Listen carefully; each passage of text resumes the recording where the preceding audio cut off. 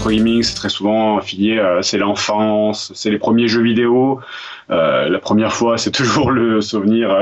Voilà, c'est comme pour le sexe, la première fois, c'est toujours le meilleur souvenir.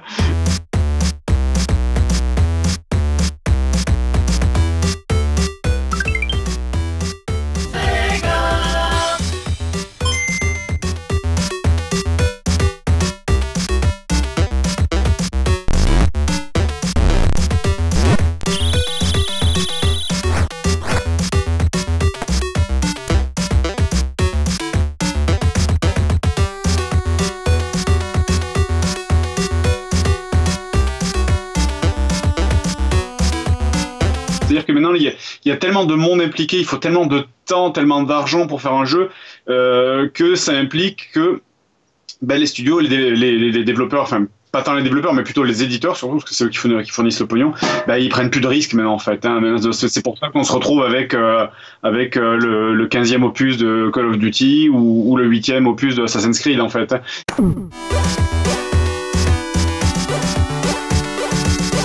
On a atteint vraiment le pic des excellents jeux de plateforme dans les années 90, c'est sûr. Les RPG, il y en avait qui étaient géniaux au niveau de l'histoire, les Secrets of Mana, ce genre de choses.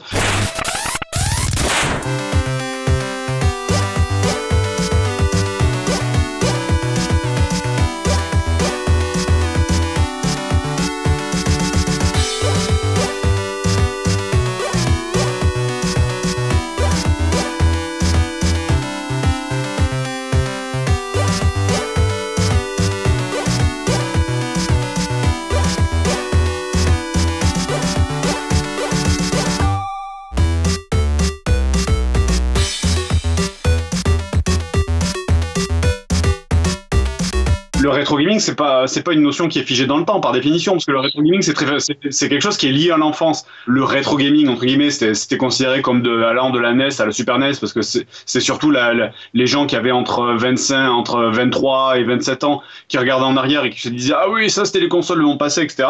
Maintenant, le temps passe, donc ça va être les gens qui maintenant ont 23-25 ans qui regardent en arrière, mais pour eux, leur console du passé, ça va être de la PS1 et limite de la PS2. Donc c'est sûr et certain que le rétro gaming, c'est une notion qui avance au fur et à mesure.